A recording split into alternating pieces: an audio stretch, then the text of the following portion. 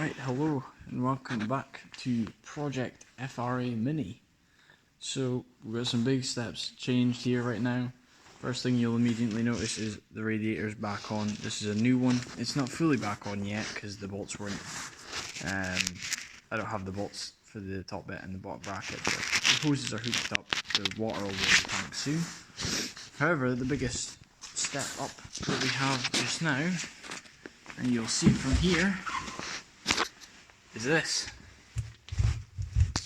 We have gears. So that's a massive improvement.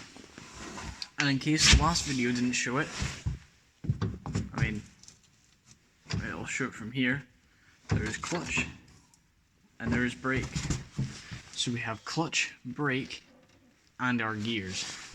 The accelerator cable is in the carb end. It just hasn't, we need a hole drilled in through the body shell and it'll hook up to the pedal.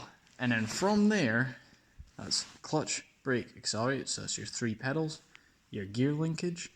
The engine has started before. We've actually run the engine inside this car off a rig thing. So that all that means is a fuel system, which I've also just swapped the fuel pump because the other one was faulty. So if we get a fuel system put in place, a fuel tank, which there's one in there, and a wiring loom set up, which there is on the roof. If the wiring loom's in, the tank's in with fuel, a fuel line, and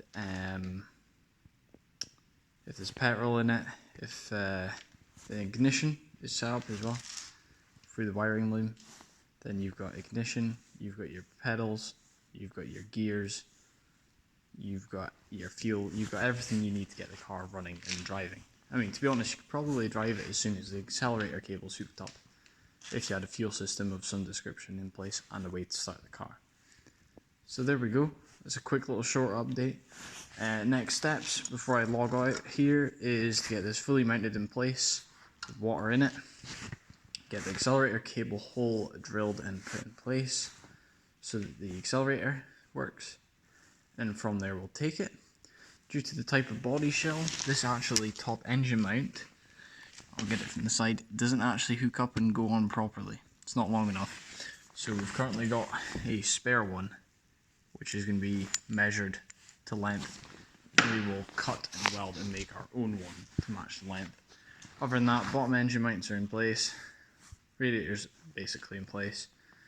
Everything is in place. It is actually very, very close to a driving car.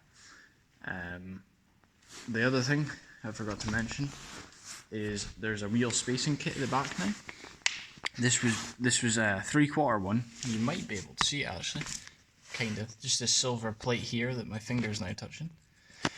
So this is actually put in place because the wheels, you won't see it now because of how well it fills those arches, but there's coilovers at the back. She runs a beam axle setup.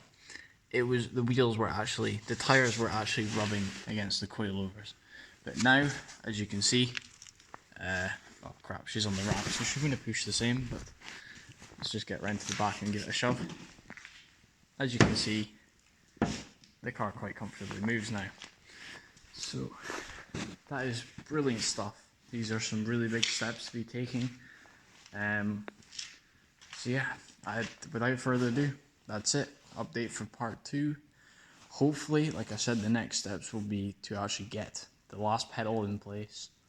The handbrake as well. We've got handbrake cables, but we'll need to get an actual handbrake put in place. But I mean, it's getting there. It's actually very exciting. As you can see, I've got lots of spare bits. I've got lights, headlights, front bumpers down at the bottom. So this car isn't far from driving.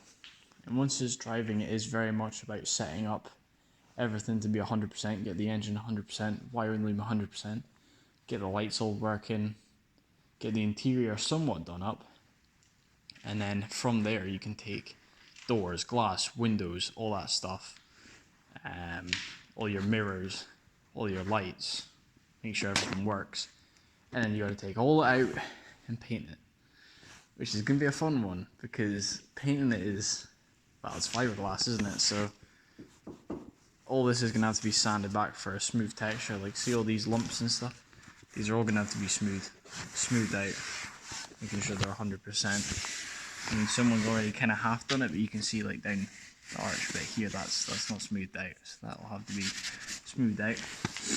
I am definitely getting classic plates for this thing. I forgot to mention that in the intro video. This thing is so getting silver plates, and I really, really want to get, you know, the ones on the bonnet where it's like up and over the bonnet, but it's the number plate. I want to get that. I really want to get that, because I think they're sick. Classic minis with that just looks so good. Anyway, thanks for checking out an update of this thing. Hopefully in the next one, if it's not driving, it is very close to driving. Because, I mean, obviously I don't want to give myself estimates and time frames to keep to. I wanted the car on the road for April. It's probably not going to happen. Summer is somewhat realistic. Still quite unrealistic, but a man can dream.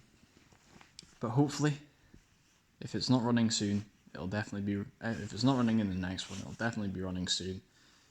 I just can't wait to have it going. I actually just can't wait to have a classic mini on the road, because I priced up insurance. Being an 18-year-old, you pass your test, you know, this, that, and the next thing, is not realistically fair, but it is realistic. I can't afford it. So hopefully, with a bit of luck, we could actually have this beastie on the road. So stay tuned for that one. Hopefully I can update you more on that one. But if not, I've got my other mini, which I daily, and I definitely want to have, I've got a Cooper S as well, which needs an extensive list of things for its MOT. I'll actually just show you. It needs quite a few little bits and pieces, so, but if we can get that sorted, then we know for sure that we've got a running car. And if that can't get done, I'll jump onto the S, get its MOT through, and boom, I'll be running that beastie instead if I can. Hopefully alongside my current daily. Anyway, thanks again for checking out part 2. Like I said, I'll give a brief check out the description, because I'll probably have more information on what I've all done today, what I've all done since last time.